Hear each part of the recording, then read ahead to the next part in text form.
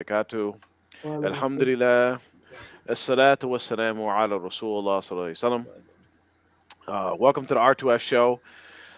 Tonight we're going to be basically recapping and going over some of our personal takeaways, just an open discussion about um, our interview that we had Saturday with some of the followers of some of you guys been following our channel, or just some of the other stuff that's been out there on YouTube and social media.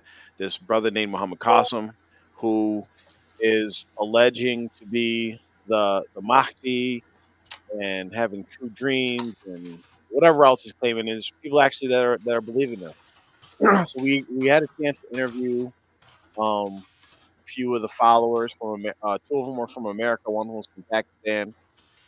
It quickly delved into very debate-ish style instead of actually an interview. We kind of got off track but I think a lot of good information came out of it, a lot of good observations that we got, and we're going to just talk about them today. Just for our viewers, we're going to start doing something new on our show, inshallah. Is before we get to our question and answer period, we're going to put the link to come on the show if you want to actually ask your question in person or live. You can do that. We're going to put the link in the chat, and you just have to click on it and sign on, and you can come on and actually answer or ask your question right on the air.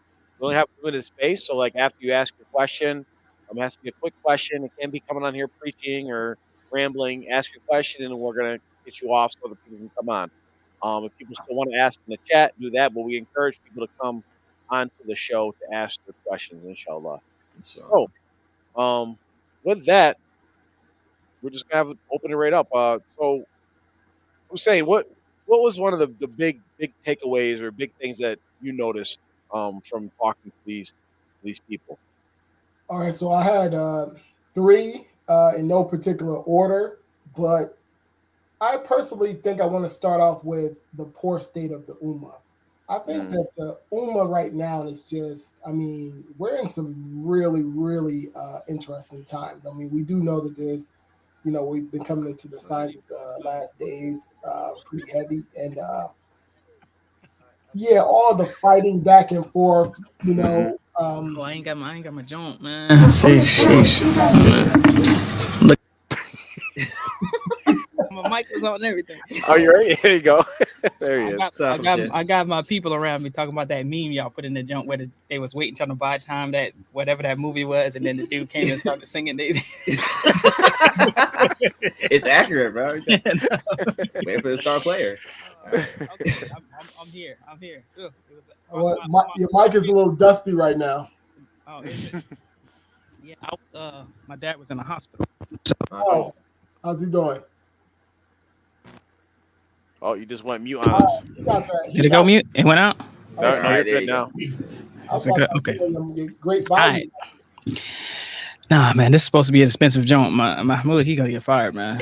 I tell him I'm fired every week. Okay. Am I sounding all? I feel like you're good. Yeah, you sound good. Well, yeah, we was just discussing one of the takeaways that I took away from the last show was just how out of sorts I think that the state of the Ummah is. I mean, we're just all over the place. I mean, we got 50 to 60 Imam Mahdis running around here. We got female imams. We got cults over here.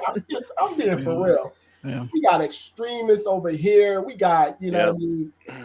Just make up a name. Just make up a name. Just make up a scenario, and we got Muslims that are involved in all of this type of stuff. Yeah. And I'm just thinking, I mean, even though I understand, okay, how did we get so far from authentic Islam? The practice of authentic Islam, and we know that these are the signs of the last days. I mean, anything and everything is going, on, and I just look at, I just reflect on my family. It's like, okay, Hussein, Allah subhanahu wa ta'ala tells us, we have to save ourselves and our families from the fire. Mm-hmm. And it's such a Herculean task when you're looking at it, from a full lens. I have, for some who don't know, I have 8 daughters. 8. And I'm taking this situation very, very seriously, and I have 2 teenage daughters. One of my daughters, she's about to be a teenager. And I'm just looking at this like, okay, how am I going to protect them? How am I going to keep them, grounded. I'm talking about my daughter specifically. You know what I'm saying? Because we already know. And it's just the state of the Ummah is just all over the place. Everybody's Imam Mahdi. You got sultans flying all around, green birds over here. No, I'm serious. Magicians over here. You got charlatans over here. Even people that you're close to, you know what I mean, that you grew up with and all this other stuff. These people are turning out to be frauds and spiritual charlatans and fakes and phonies. It's just an absolute mess. And I really, honestly, I'm at a loss for words as to where we can go from here. I mean, of course, the generic answer would be, oh, go back to Holy Quran and Sunnah. We understand that, but how do we stay firm? How do we stay tight on that? It's just, that's pretty much one of my real sad takes that I got from the show. Yeah. I would, oh, go ahead. Go ahead, Shay. Oh, and to piggyback off of who said it, it's strange to me because we're in the era today where the Islamic knowledge is so easily to access. Like you can like it's so much easier for you to actually go and look for the hadiths and the Quran and all that stuff available to you at your fingertips from your phone, your computer, whatever the hell you have. And people are still just being led astray. They're misinterpreting the hadiths. They're cutting off parts of the hadiths. They're cutting off part of the Quran to fit their narrative. So it's like it really should be a time for you to. This shouldn't be happening to anyone really in reality because I mean, information is there for you. You guys just being lazy at this point in time. It's one of those like, and it's almost like a double-edged sword because the information's there, but as you've seen with these guys, they accessed all that information. They just didn't have it in the proper framework to actually interpret the things correctly in accordance to like Ahl Sunnah wal Jama'ah. Because I'm pretty sure if we just pulled them up and we had like a trivia conversation about Imam Mahdi in the last days, those guys would blow us away with saying hadiths and spitting them out. But then like if we probably had a discussion maybe about Salat, then it'd go a whole different other way. You know what I mean? Yeah, I would push back on that. I don't think it's going to blow nothing away with no hadiths. Personally, I think that they wanted to kind of cherry pick from specific hadiths to cater towards their bizarre, warped way of thinking. But we could have easily came back with some other hadiths. And again, that's to my point. People now are fighting hadith with hadith. Oh, this one is weak. Oh, this one is strong. This one is that. This one is this. It's like, are y'all serious? Can we just get back onto the shore here? We way out there, can't swim, way out there in the Atlantic Ocean, fighting, you know what I mean, with our little toothpicks back and forth. And I just think it's really ridiculous. And, I'm just trying to make do it for the state because that's what I see here. Yeah, I mean, I would say one of my main takeaways, I was thinking just it's kind of general, but I mean, if you look at how we kind of had tunnel vision. I mean, I'll speak for myself. I kind of had tunnel vision as far as we were locked into TMOA and kind of really, we knew everything about how they operate, what their beliefs were, everything like the back of our hand. And we always like saw them as so, just so extreme, so odd, just crazy. Like how could anyone get here? But the thing that really hit home for me is that people really can sink their teeth in and really have some deep, serious iman and belief in some things that are just from the outside looking in, it's nuts. And to think that at one point in time we were all there to some level. We were in that type of realm where we would have been, if you had caught me maybe in like 2004, 2003, I might have been like that and been maybe even very convincing, very passionate and very serious about something that's not even, I mean, it's just not, it's not correct. So, I mean, I actually, believe it or not, have a little bit of I don't want to say a soft shoulder, but I'm a little bit more understanding of TMOA from the point of they really might actually believe this stuff. Some of them, might really believe it, and it's almost a thing where how can we unlock that key? How can we get them to see? Okay, we are not adversarial. And another thing that this last conversation that we had, I think we went back and forth a little bit with those with the guys from Muhammad Qasim's thing, but it showed that we can have these discussions, we can have these dialogues, we can even be pretty intense and still leave on a good note and keep trying to work towards the best and the proper understanding. Right. So it's just it's a little bit sobering, and it's a little, I would say it's almost a little sad, like how did they get there, and to not really know how and what exact buttons to push. But I think it goes back to what Allah says over and over again. Allah is the one who guides. Allah is the one who guides the people, and we just have to deliver the message. It's kind of like you just have to keep just, putting the correct information out there, and Yeah. open a dialogue with whoever is willing to do so. And then it's up to Allah in the end. I mean, it can seem so clear and obvious to us, but you know, Let me chime in on that. You made a good point. I really don't.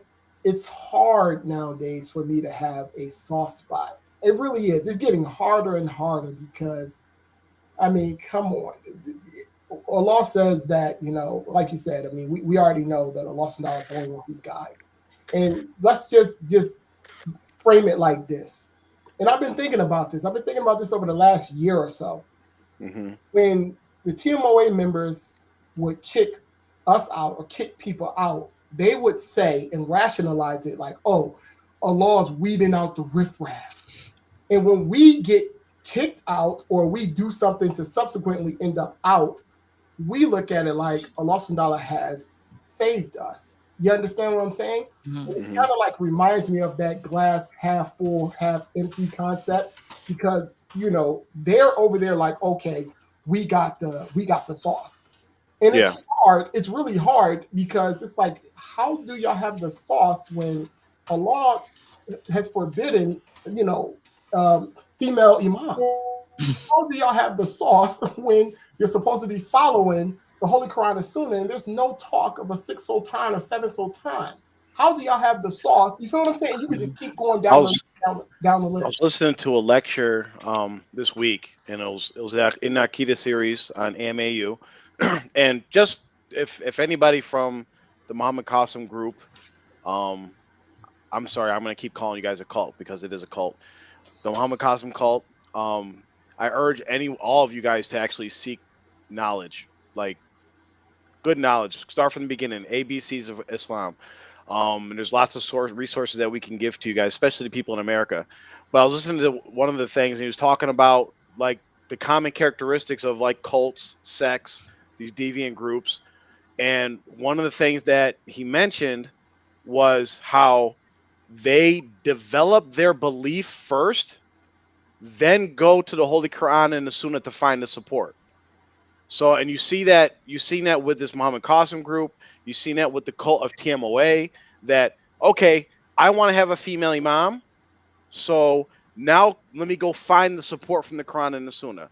I want to believe this guy's the Mahdi, so now let's go back to the Hadiths and the Quran or whatever and find what supports that. And you've seen that, and just like the Hadiths that they were reporting, it was their own inversion or own interpretation of it.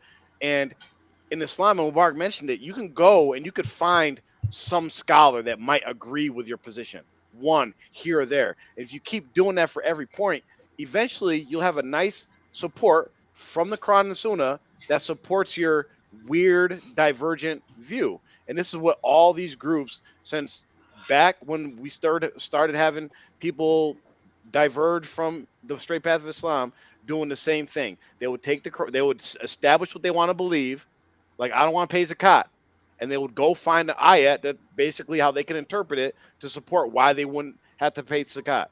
It's all the way up to this guy being the Mahdi. Mhm. Well, Yeah, what's and the it's remedy? How are we able to navigate this? Because, like I said, it's easy for us to say, "Oh, get back to Holy Quran and Sunnah." We know that that's the way, but how do we get there? How does everyone get there? I mean, I think it's a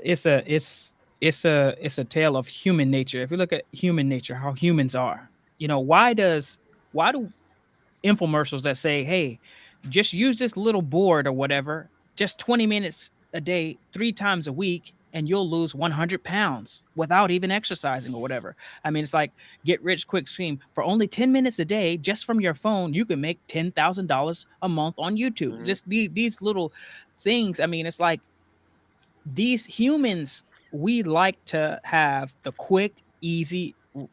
fix, anything that takes minimal energy and effort, thought, on our part, and to have maximum gain. I mean, that's just like humans just fall for that type of stuff. Yeah. I mean, they want that type of stuff, and it's usually people who have the wisdom and who have been through some has put in some time into whatever arena or field that is. They can tell you this is bullcrap. Don't fall for it. You're not gonna get jacked and gain 50 pounds of muscle just by taking this one pill Yeah. and then sitting on your couch. This type of thing. But people do it. They fall for it. And so we laugh at the infomercials and these type of things. It's like, yeah, that's a scam or whatever, even though there are people falling for it. But that same thing is happening with the religion. People are, it's like, you think that the Mahdi, okay, Imam Mahdi is such a huge figure in Islam, right? Yeah. I mean, think about this. You think you're gonna make a couple YouTube videos and promote this? I mean, look at what they're trying to promote. You're trying to promote the dawah for what? Imam Mahdi is someone who no one is going to know.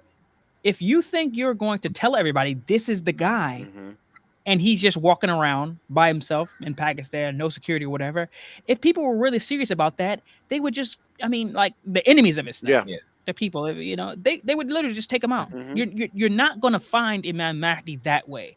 And the amount of like everybody would love to know. Everybody would love to know and be there, be that one on the scene. But do you think that Allah is going to let you be one of those people just by you signing up in a Facebook group? Yeah. And now, oh man, we're the people that are going to know. Just like they were in the chat saying that we were going to regret not believing, not following, or whatever. You think you gained something? You've done nothing. These people have literally, for the most part, I don't know all of them, but this is just their MO. Half of them probably, I don't know if they're praying or not, but a lot of people, these people that fall for these the religious things like this, they usually don't know that much about the religion. They might be passionate, but as far as the knowledge and the understanding of the Quran, the understanding of the Sirah, the life of Rasulullah is very, very important. This is like one of the most important things. I mean, like when people say, okay, the hadith, the Sirah is the hadith. Yes. Yeah. And so when people don't know Rasulullah, they don't know all the things that he went through and the type of struggle and the type of flavor that Islam has. It's not a shortcut religion. It's simple to understand, but that takes some effort to practice it and stay upon it. You're not gonna get a just a quick fix like that. So these people, it's like, okay, I'm going to follow this sheikh, and this sheikh. This is the thing they think. This sheikh is going to be there when I die, and they're going to help me answer the question in the grave. We're all going to be together. He says all we have to do is be part of the group, and then we're going to be saved. It's that quick fix that I don't really have to do anything. Someone else is going to do it. Just like why so many people are Christian. Jesus died for my sins. They can do whatever they want to do, and as long as they are ascribed to that, they basically got to get out of jail free card. So it's the same thing. It's the same story over and over again. So how it's combated is it has to be really has to come from the ground up. You have to really, people have to know the religion. And so once you know what the religion is, it's so easy to see what it isn't. Like for people to think that Allah is telling just some rando in their dreams that all these things, and Allah is commanding them to do things. Like if they had knowledge of the religion and the Sirah and knew the Quran, they would know that this is the definition of a messenger. This is the definition of a messenger. But they can't even make the connection. They keep wanting to talk about the dreams. And you're like, these dreams are clear. The whole point of you trying to get to these dreams shows that you don't even understand the religion. Forget them dreams. And that's why I was so passionate about it, because we can talk about the dreams later. They try to jump from everything and just like right to the dreams. Go right to let's just talk about the dreams and why he's the Mahdi and all. It's like, wait a minute, totally unnecessary. And that was kind of my takeaway too, was like people would rather be early than correct.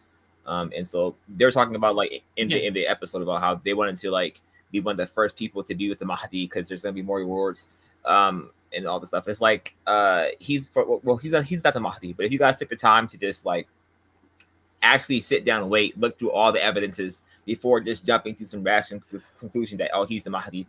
First of all, you don't even need him to be the Mahdi. Like he could just be some man guy for you to say, hey, this guy's my friend. I want him to do better in Islam. Cool, great. Yeah. But for people to have this need to try and be early or have some exclusive like benefits just for themselves, just because I want to be special. No, you're not. No, it's fine. You're Muslim. That's special enough. Like you don't need to look for all this other and auxiliary that's the stuff. thing. Like this being like Mubarak mentioned it, you just mentioned it about this, and you see that in common in cult members Yep. is that they're looking to be special, Yep. Unique. and it's like, wait a minute, out of all the billions of people in the world, you're Muslim. Yep. You are special. Like Right. Allah has said, we're the best. Like it's not. It wasn't enough to just be Muslim. It's like, okay, I need something else. And then like one of the things that like it ties in that I took away from this whole thing, and even having conversations with some of these people offline, is that some of them kept saying the thing like, well, is it a sin? The one brother even mentioned on the show, is it a sin for us to believe that he's the Mahdi? And it's like, okay, well, who knows? Allah knows best. But y'all are taking it another step because you guys are promoting his dreams, and you're actually Mhm. telling people that Allah is telling him this and Rasulullah sallallahu alaihi wasallam is telling him this. And I try to tell one individual, I was like, Islamically, like we even like when we narrate weak hadiths, we're supposed to say this is a weak hadith. I'm Yep. letting you know. And the dab is because we want to free ourselves from possibly saying something that Rasul sallallahu alaihi wasallam actually didn't say, right? Mhm. Attributing something to him that he actually didn't say. So when you have a weak hadith, there's a possibility that he might not have said that, right? Yep. Yeah. And these people are willing to go and say, Allah said this to Muhammad Qasim. And you like they have like these seem like these guys. I hope they're watching the show tonight. These guys seem like they were like they're sincere, that they weren't stupid. I hope they seem like they had logic. They had to at least they have to at least accept that you actually don't even know if this guy's telling you the truth. Who cares if what he said came true? You don't know if he dreamed it. You don't know if he made it up. You don't know if he's part of this scheme like that are working with. Like you have no idea what these things are coming from, and you're willing to go say Allah said this. The scholars say that even if you speak about Allah without knowledge, even if you end up being right, you Yep. actually committed a sin. It's in. Yep. Yeah. And that's one of the things that Shaitan wants to do. It says in one of the ayahs in Surah Al-Baqarah where Shaitan wants you to say about Allah things that you don't know, Mhm. things about Allah that you don't have any clue about. And this and Allah, this is something that Allah doesn't take lightly. But to go back to your point, when the brother and I remember that that kind of coming up, and last show it was moving so fast. There's so many things that I wanted to say, but I couldn't talk the whole show. But if we look at how when he says, "Oh, is it a sin for you to believe in Muhammad Qasim's dreams or whatever it is?" That's what he said. But look at the possible repercussions, and this is the thing that we always have to keep at the forefront of our mind. The enemy here is Shaitan. It's not us. It's not us versus you or anybody. The enemy here in the whole mix, while we're trying to go back and forth with each other and trying to get to the truth and get to what's close as close to what Allah and His Messenger have commanded us to do as possible. Mhm. Hopefully it's right on the mark. But while we're trying to do that, Shaitan is in the mix trying to get people led astray. Mhm. And Shaitan is very patient. He'll take very small, slow, subtle steps, even getting you to do things that are righteous in order to push you past the mark. Yep. So if we look at when they say, okay, what's the big deal? If I believe in Muhammad Qasim's dreams, this is the problem. You just believing that a person is having true dreams is one thing. You believing that Allah is commanding a person to do things in their dream this is an aqeedah issue. Then you have a certain, because our the belief of a Muslim is that you believe in Allah, you believe in his messengers. One of the thing about the messengers is like the messengers are people, Mhm. they're human beings that Allah decided to give them instructions to give to everyone else. Yes. These are the messengers. There's only a certain few. There's not any more after Rasulullah. So for you to say you believe in Muhammad Qasim's dreams, well, what about him?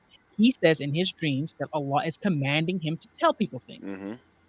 Therefore, if you believe in them, that carries some weight, because if you believe that Allah is commanding him to do and say things, then you have to follow it. I was actually just about to say that, Mubarak. You are obligated to follow. If this guy is telling the truth, Allah is delivering him messages, you are obligated then it becomes an obligation for you to follow this, and then you're entering into the realm of messenger, prophethood. Let's be real. And so that's what I wanted to ask on the show. Like, are we obligated? Okay, you guys are delivering the message. Y'all believe so strongly. Is the whole Ummah obligated to believe in this message right here and start taking this information serious? Because what you guys are basically saying is he's getting revelation.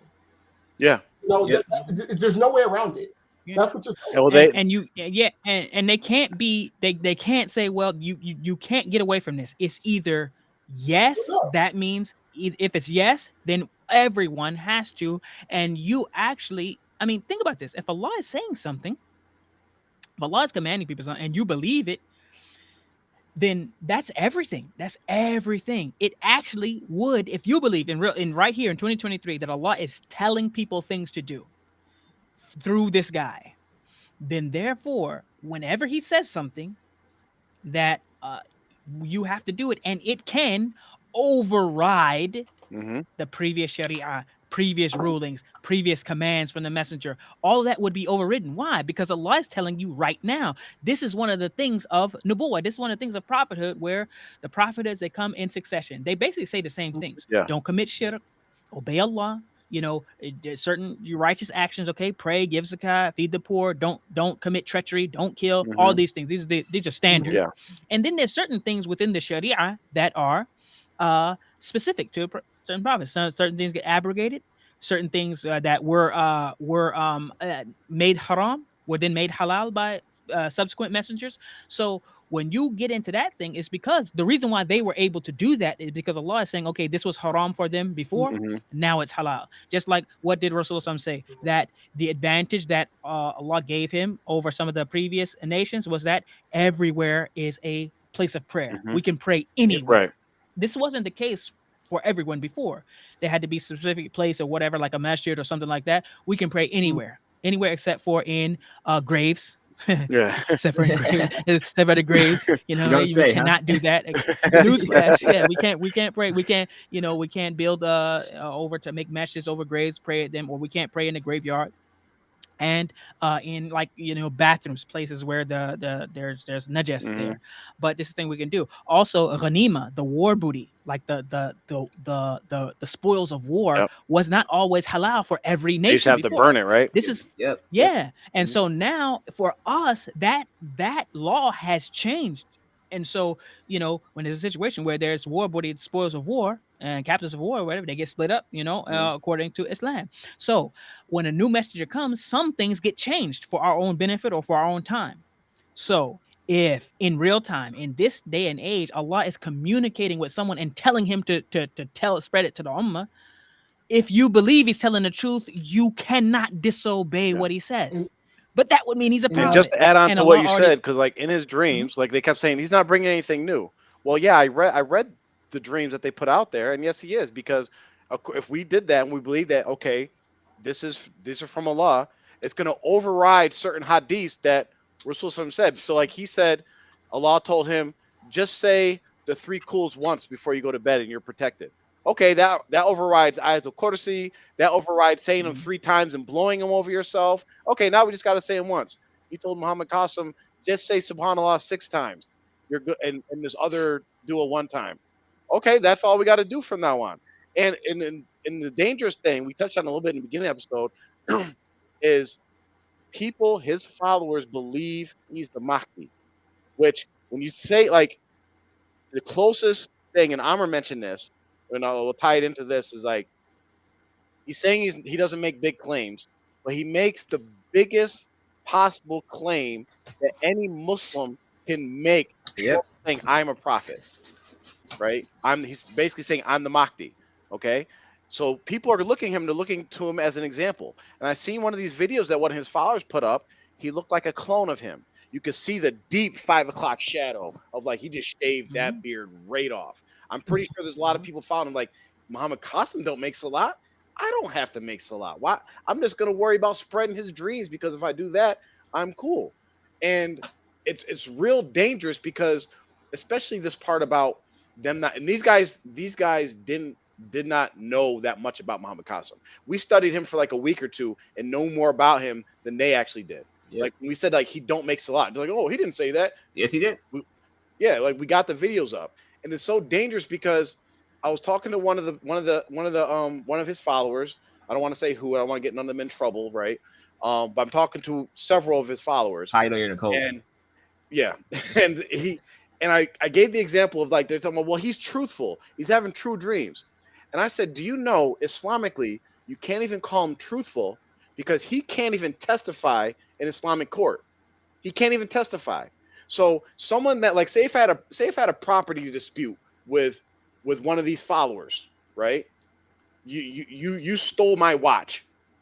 We go to Islamic court and say, oh, something happened, and say that he wanted to bring Muhammad Qasim in as a witness to say, I didn't steal your watch. Muhammad Qasim could not even come in. Why? Because he doesn't pray salat. Right. Yep. Simple as that. He could not. He's not a witness. So you're going to take this guy's testimony about Allah, and he can't even testify about a watch. I mean, and also the beard too. They would say that if a person did not have a beard, like and there are some people that are not able to grow beards. We're not just talking about with like in some nationalities, some ethnicities, they don't grow beards. They might grow a little hair there, and sometimes they don't. But a person who clearly is shaving their face. This person, their testimony would not be taken. They would not be trusted. And it's like, how can a person, Allah is talking to a person when Allah says, وَأَقِيمُوا الصَّلَاةَ وَآتُوا الزَّكَاةَ وَارْكَعُوا مَعَ الرَّاكِعِينَ, that and pray salah, establish the salah, and give the zakat, and make salah, make ruku', pray with those who pray. So not only there's two things here. Just praying by yourself is not even enough. You actually have to pray in jama'ah. That's like that's going to congregation, making congregational prayer. And in Pakistan, I looked up. There are masajid everywhere. Yeah, so I looked up. There's a book by Ibn al-Qayyim. I believe it's by Ibn al-Qayyim, but it says the major sins of Islam. So here's some of them. So one is not performing salat, and it's three of them are related to salat. So one is not abandoning the salat, and when they say not performing the salat, they don't even mean like so. For instance, you can just totally not make salat. That's one level, right? When people hear abandoning the salat, that's what they think. But when they're talking about it, when they're talking about abandoning salat, they're talking about you just making salat late.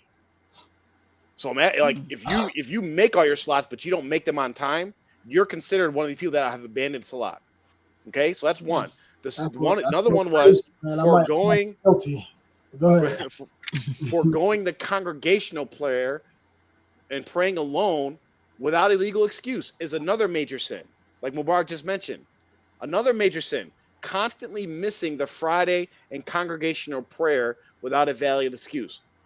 All three of these are major sins, and all three of these apply to Muhammad Qasim.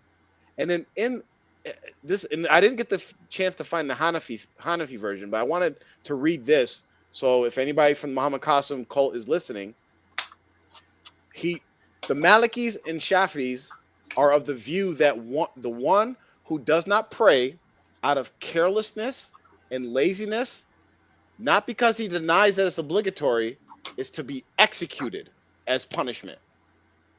The Hanbalis are of the view that the one who does not pray out of laziness is to be advised to do it, and he should be told, if you pray, all well and good. Otherwise, we will execute you. Then if he prays, all well and good. Otherwise, he must be executed. But he is not executed until he has been detained for 3 days and called at the time of every prayer. I'm not going to cap. I'm not even going to cap with y'all. That's high level right there. And count me out. Count me out. But and they're listening to this guy about this. Allah is telling me X, Y, Z. Like, how could you? Why would you listen to this guy? I mean, look at this. There's certain things that I mean, and this is why I say they like just these people they don't know Islam. You can know tons of ahadith. A person can have memorized the Quran, but if they don't understand it, if they don't understand the ahadith, then they're still going to be at a loss. You have to know the religion and understand it in context, and you learn the religion and how to practice and believe and understand from Rasulullah. This is where you learn it from. Yes. You don't just read a bunch of hadiths and jump because it's like, okay, so Allah is commanding Muhammad Qasim to tell the people certain things. What's more important? You trying to figure out and identifying who the Mahdi is and then being ready for what? Or is it praying? Like actually making your prayer? Every single day, who knows how many people on this earth or how many Muslims pass away, they die. They didn't even make it to work the next day. And you're talking about them need to be ready for the Mahdi whenever that happens. And so it is the sunnah of Allah. I mean, it's asinine for us to be even talking about like he's actually getting some actual, dialogue from Allah directly, but still, Allah is not going to skip telling him to tell the people to pray. Yeah. And be like, oh, Erdogan is gonna, he's Your mic is messing up, Mubarak. Oh, sorry. Is it back? You try Anyway, to back. There you go. Anyway, so these things that these dreams are about, and all these things that Imran Khan is gonna get deposed or whatever. So Allah is telling you about this stuff. When look at all the things that are going on in the Ummah. I mean, he just skipped all that, a bunch of other stuff. It seems like a lot of trivial stuff, but there's much more important things that Allah would. If he's going to communicate and say everybody needs to do this, I think there would be more important things to say and do. It's like certain things take precedence. Like even like if you are on a journey or you're hungry, you don't have water, or should you use the water for drinking and keeping yourself hydrated, or for making wudu? Right. Like certain things are going to take precedence that Allah is going to be prioritized over others. So it's something that's so I don't want to act like it's not a big deal, but it's way more of a big deal. The last part for what you call it, there's a hadith, and I was looking up stuff about like people that put so much emphasis on the stuff that's happening in the last days, right? And there's a hadith that when you look at it, it's very insightful as Muslims how we should handle like the last days. So a Bedouin came to Rasulullah sallallahu alaihi wasallam, and this is in Sahih Muslim, and he said, when will the hour be? Like when will the last day be? And Rasulullah sallallahu alaihi wasallam said, what have you prepared for it? And then the Bedouin said, I love Allah and His Messenger. And Rasulullah sallallahu alaihi wasallam said, you will be with whom you love. So on face value, you're like, okay, well, what? But it's very deep when you think about it. He was asking about like, when's the last day? And Rasulullah diverted him back to like what you should be focusing on is what have you actually prepared for it? Like your salat, your recitation of the Quran, your good deeds.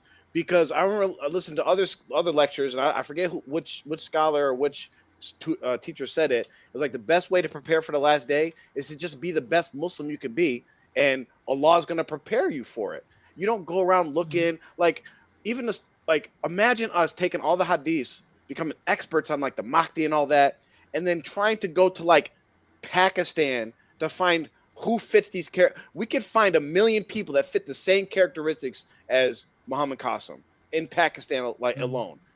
You know what I mean? Yeah. Like, and it's like the brother said that Muhammad Mustafa, he was saying, and I don't know, maybe he has made Hajj and Umrah, but he's saying I spending my own money to go around and see these shuyukh and ask them about this, and it's like.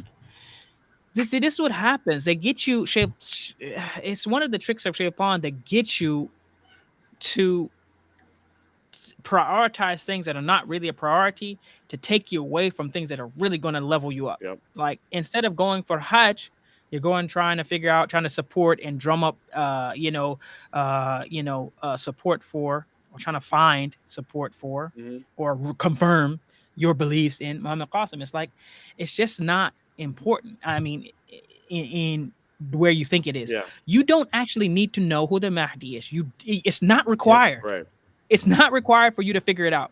It's not even required for you to then ahead of time know who he is, and then like try to offer him support and try to let people know who he is. Yep. It's not required. Mhm. It's actually probably bad for you to do it.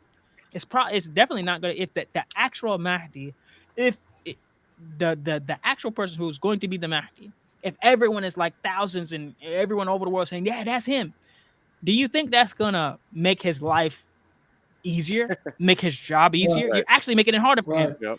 Do whatever you're supposed to do wherever you're at. One of the reasons why the hour is unknown, nobody knows, is because work on what you can control, work on what you need to work on. You might not even make it to tomorrow. Yep. Forget about the Mahdi, forget about all that stuff. Allah's not telling you that. Just know that it is going to happen. Hmm. But for you to be like, well, if we knew, look at this, if we knew that at the end of this year, this was going to be the last year, Mhm. okay? And let's just, I know we don't, we go by the Muslim Islamic calendar, but let's just say, okay, on December 30th, December 31st, 2023, that's going to be the last day. Hmm. January 2024 is not happening. It's over. Everybody on December 30th and 31st or whatever would start praying. They would fast that day. Yep. They would give their money, their wealth. They would do everything. And so the thing is, that takes the challenge out of it. That takes the unknown element out of Yep. it. That takes sincerity out of it. Because everybody is a saint. Everybody calls on Allah. Oh my God, when something terrible is happening or is about to happen, or when they think they swear all types of things that they're going to be righteous, they're going to do this, I promise I'll never do it again, all these things. But the challenge in life is that you don't know when your time is going to Mhm. be up. You don't know when these things, the hour is going to come. So you have to do your best, because your personal hour when you die is something that you can be certain of, and you actually have a better gauge than you Then do trying to figure out what the time is going to exactly. be. Yep. It's Absolutely. kind of like the You're- same logic behind like why Allah didn't reveal to us when like the night of power is Laylatul Qadr, like Yeah, be- yeah, because we would just do nothing and just get that yeah. one day. Oh, I'm good for the rest of my life. Yeah. You know. And then people wouldn't pray. And some people actually, and the sad thing about it is, people just say it's going to be the 27th. They don't pray, they don't fast, they don't come to Jumu'ah, they don't even fast the month of Ramadan, but they show up like a saint on the 27th Hmm. night and go all out. Yep. And then it's back to, whatever it is. So no, you're not supposed to know when the hour is. You're not supposed to know who the Mahdi is ahead of time. It's not something that you're supposed to know. Yeah. I had one more thought. One more thought. I don't want this to be long, but going back to when we were asking them questions about who was the leader of their group, who was the leader, and I'm talking about they ran up the mountain. They ran across the border on that one, and it just reminded me, because if you guys are claiming that this is the Imam Mahdi, like, just think about this. Imagine going to sleep right now knowing that you know who Imam Mahdi is. You know what I'm saying? He's right over there in Pakistan. His name starts with a Q, and all this stuff. He has the forehead. You just know, with conviction, this is that guy. You know what I'm saying? But then in another breath, you're saying that there's no leader of your group. Now, if I'm not mistaken, someone can correct me, but isn't Imam Mahdi going to be in a position of leadership? He'll get there, yeah. I mean, Yeah. so is he your leader or not? Why are you saying he's not your leader when it comes to YouTube? It's part of the hustle. Like Yeah. if we took the time and we probably should do this actually. We should have a private meeting and like lay out everything that these guys are going to do in the next like several years. Right? Mhm. We already know the script. When he decides to be the Mahdi, he's going to grow his beard out. And he's all of a sudden to start dressing, wearing the clothes. He's going to start looking pious. And they're like, oh, yeah, see, Allah rectified him. Or what? We already know the deal. Mhm. But every group, I don't care who you are, every group has a de facto leader. Yep. If you have if you just play pickup basketball and pick up a team of strangers, there's always going to be someone that like comes up on the team that ends up like being the leader of the team. But it's very clear, Yeah. like they're trying to basically take out the very clear red flags of a cult and Right. eliminate them with certain things. Yeah. We don't have a leader. We don't take money. But we already busted those. There is a leader. Yeah. Y'all do take money. Yeah. And it's not logical. I mean, I mean, that can work on people who just don't have the knowledge, they don't have the experience, they don't understand how this thing Right. works. But for anybody who, as if you've run a business before, if you've been have a family, if you have more than one or two kids, you understand that there's certain dynamics in any group of people. Someone is is the leader, whether or not they say, hey, this person right here is the leader. Like right now, we can tell you, do we have an official leader or whatever? But no one here is going to say it. The only person that might dispute about them being a leader is Jaffer, but we know Jaffer is the leader Yep, here. simple. Like we automatic. It doesn't matter All what he facts. says. All facts. It doesn't matter what he says. We just tell him he's the shit. Okay, what we gonna do? Let's see what Jaffer wants to do. It's just automatic. It's like, it's not a matter of like us like saying, okay, we're subordinates or whatever, but we know where the strengths is. He has shown his strengths throughout this whole thing, that to be very strong, and we actually learn from him. And then, so the thing is, we're not, if someone says who's your leader, we'd be like, Jaffer's the leader. He might be like, someone else, but for us, for everyone besides Jaffer, they're gonna say in 1 second, Jaffer's the leader. Well, when people when we would all have someone to point to. That would be like if someone asked me, I'd be like, I'd point to somebody else. So like we would all have somebody to point to. But the thing is, we're not going to be like, we don't have a leader. We don't have one. Yeah. That's like, if you have a group, then how are you a group that got no leadership? And on the top of that, and how are you a group that has no sort of funding? You don't do. That's not a thing. We know that's just cap. Yeah. Well, so one person, like, we know they've got money from at least talking to one person, and in the chat, I think I gave money. What are you talking about? Yeah. No. It was kind of lost in last week's show.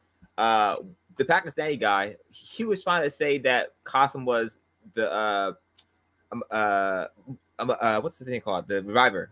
He's a freaking every 100 years. The Mujahid. Yeah, he did. He did try to say that, but he was like kind of lagging his ass off, so he didn't get it out. He was like, every 100 years. I was like, nah. Well, I watched. You know how they kept saying he's not bringing anything new. I watched another video with these guys from Pakistan who must be closer to the top echelon. I think the guy that attended our show was part of this video. It was 3 of them. And they was basically refuting Yasir Qazi, as they say, right? And then basically they went on a rant, and they're talking about, we know what Alif Lam means now because of Qasim. We know when the 27th is. So it's like, wait a minute, Rasulullah ﷺ didn't tell you these meanings, but Muhammad Qasim got revelation from Allah to tell you these meanings. You guys are bringing something new, and this is what happens with every cult group. They start off nice and they keep controlled, but Shaitan is always there, and people's nafs are there. They always start making bigger and bigger and more obvious mistakes. We know people are getting kicked out of chat rooms. We know people are like being admonished for doing things outside of their little protocol. This, like, maybe the people we talked to weren't at the right level to know what actually goes on, but we have experience with this. We have expertise in this. You guys that are, if anybody's watching is thinking about joining this or following this it is a clear cult, and it's clearly going to get you involved in a lot of sins, and you do not want to gamble with your religion with that. I think we're going to jump into questions now. So if you have questions, you can come on the show. You can type them in the chat. We have one person on the chat. His name is the Blind Sheikh, which is kind of sketchy, but I will throw him on. Assalamu alaikum. Alaikum assalam, brother. So how you doing? How you doing? So I was so you know what I mean, that's a tag name because I'm not really interested in, you know what I mean, talking to people in my personal time. One of the things that just real quick, you might want to change that because I believe that's someone who's been labeled as a terrorist in the United States. But hey, go ahead. It is what it is. So the thing about it is that for me, that blind part, right, is like the spiritual blindness. So me myself being born Muslim, but being raised in a hood environment and partaking in being a hood rat almost my whole life. So it's like that that spiritual blindness, you know, and then now being in the upper age, you know what I mean, where I'm at that age, you know what I mean, you know what I mean, and being over a community. So then, you know what I mean, then that's like the shake part. So, you know what I mean, it's nothing with actually physically being blind. And I like Oh, gotcha, gotcha. so yeah. Yep. So one of the things that I wanted to touch on is like I agree. Y'all hit every point. Oh, you know what I mean? And from my opinion, oh boy is not the Mahdi. Um, you know, one, he ain't got the name. You know, two, you know, he should be running away from being the Mahdi up until the time the army is swallowed by the earthquake. That didn't happen yet. And it's a specific area in which that earthquake is supposed to take place. That didn't happen yet. So him coming out saying it now, even though you know what I mean, I heard some points where, you know what I mean, pointing towards denying and stuff like that. He's not even one supposed to have anything to do with like leadership or anything like that in that regard until that situation takes place. So on that, it nullifies him. He's done.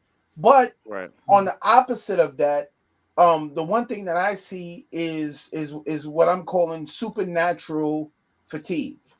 So, you know, for we're all African Americans in this group.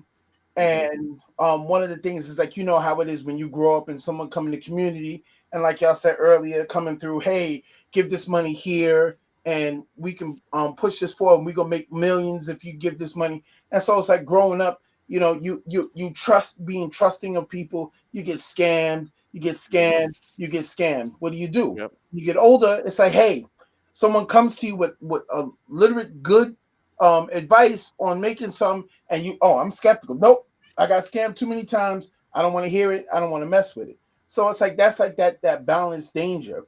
So you got already people claiming, you know, like it seems like, you know what I mean, maybe a part of narcissism or clandestine organizations behind these people.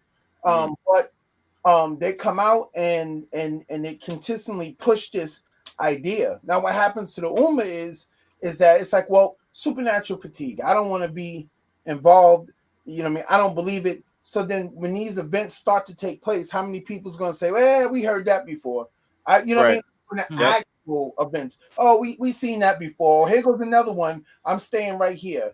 And I know like a lot of people you know what I mean, one of the things in, you know what I mean, that I studied growing up was like end times, not for, you know what I mean, a point of being a part of it in that sense, but in a part that it intrigued. It was like a part of his time that intrigued me. It was like my comic books. And so you know, one of those points is it's like, you know, me coming into that time frame, and then I'll say to a person, hey, you know about this, and then for them it's like, no, I don't want to hear that. And the reason why, you know what I mean, when we speak candidly that they say that they don't want to hear about it is because for them they're like, yo, I'm young, I'm having fun right now, you know what I mean, don't tell me, I don't even want to hear that we getting close to the point where I'm gonna have to, you know what I mean, take this seriously or come out of the fun zone and actually have to, you know what I mean, carry a burden. So it's like, you know what I mean, so that's the dangers I see with situations like this, is like that supernatural fatigue. All right. Alhamdulillah. Yeah, that's a good point. Because I can see how that could happen. Where if you know people keep saying if like and there's been at least 70, 80 people who claim to be the Mahdi. So if you know by the time the Mahdi actually rolls around, like 900 people don't already claim to be the Mahdi. That 901, everybody, I'm like, yeah, okay, I'm going back to bed.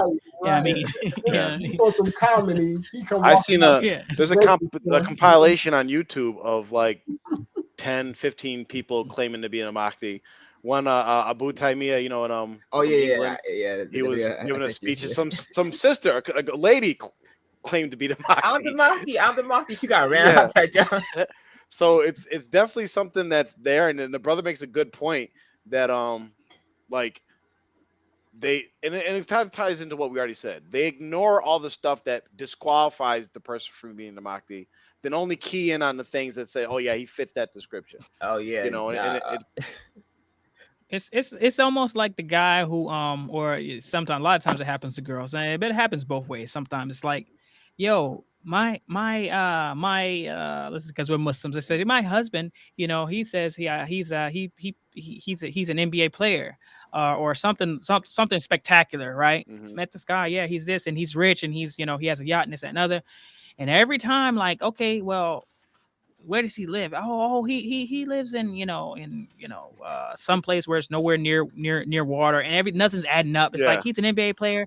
He's 5'6". Really? Yeah. He plays in the NBA? 5'6"? It's like Oh, he's 5'6". He's 5'6", and he's like overweight. Like, really? Yeah, Nah. Yeah. Or like his name was Emmitt Smith. Like, yeah, this is Emmitt Smith. Yeah, he played for the Dallas Cowboys or whatever. And just like, so that a lot of things. And then when you keep picking to say, yo, he couldn't have been him because Emmitt Smith is black and your husband is Pakistani or whatever. Like, it's just like you keep pointing out things that are inaccurate about what he's actually saying that he is, and because they want to believe it. Oh no, he's not. He would never. No, he is. Well, my husband is rich, but he keeps having to borrow money from me because his something with his bank account or whatever. It's like, hey, listen, if he's got money, reminds me of Mubarak Galani. I remember when everybody would be like, oh, yeah, he's rich. He could have chose to been filthy rich and all this stuff, and he doesn't need our little money. But literally, we're getting calls. We're out. Eating, breakfast, we're getting calls in Texas. Oh, we need money for an air conditioner. Yeah. You want to be a part of the Holy 313 to give $13? Yeah. Yes, it's hot over here. Yeah. The joke that will always kill me is the one where they will always say, yo, we got people standing at the airport right now. We need money. I'm like, what are you doing at the airport without a ticket? Ghetto. Get behind. Get the heck back. Go back home. You have no business at the airport. What do you think? You're just gonna jump on a plane? You have no money. Yep. You're not just walking on a plane and be like, I'll pay you when I land. No, go back home. Like, oh man. Yeah. I don't think we have any more questions. I think we do. Who's gonna close us out with some closing words? Didn't we have another guy? We had another guy that asked to come on. I believe that was him. That was him. Person. That was him. And he wants to. I was gonna ask if that guy was Mike Tyson because he sounds just like Mike Tyson to me. Got Mike. He wants to come on the show, so he WhatsApped me, so maybe we can arrange a time for him to come on the show as a guest. Yeah, no problem. Okay. I was gonna say, listen, folks have told me that I need to cut you guys off better. Whenever you guys are going on rants and tangents. But listen, allow me to say, like, I respect my older brothers here. All right. So when they go to the line of scrimmage and see inaudible, I'm gonna let them call it audible. Okay. I'm not gonna like just stick to the play. All right. So no. They say 42's mic. That means 42's a mic. All right. So I'm gonna let them go wild. I trust them. Okay. Anybody, we've been on target. We've been doing pretty good. Yeah. We want to end it clean and just be consistent. Yeah. I'm just gonna say this, yo. When I was the type of player that, when we had a set play run for somebody else and I was supposed to swing the ball, when it swung to me, for me to swing it to someone else, I'm shooting it. You're that guy. I remember this one individual. I won't say his name. We had called a timeout. It was like, last minute, 2-3 point game. We're like, listen, like, no threes. Everybody's like, yeah, no threes. We inbounds the ball to the dude. He like,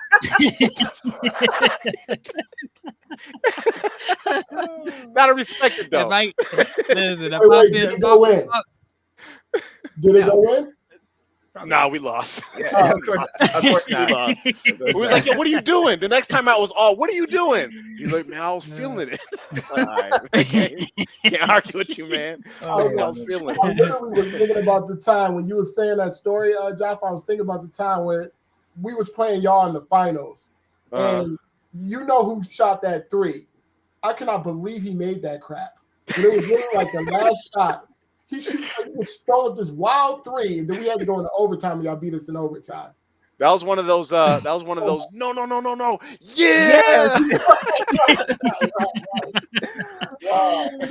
That's the one. All right, so we'll be on next week, inshallah. I think. Mark, you got. So, are we doing this on?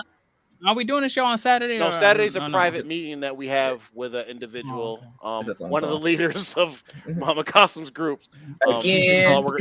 We're gonna try to get Muhammad Qasim on the show directly. We're talking to some of their one of their leaders, who's gonna try to make that happen, inshallah. Because we have some direct questions for Muhammad Qasim that only he could answer. Because we're not gonna be able to get those answers from his followers. So inshallah, we can get him on the show. Other than that, we'll have our regular scheduled shows on Thursday nights, inshallah. And I think that's it. All right. سبحان ربك رب العزة عما يصفون وسلام على المرسلين والحمد لله رب العالمين. السلام عليكم ورحمة الله وبركاته. Wa alaikum assalam wa rahmatullahi wa barakatuh.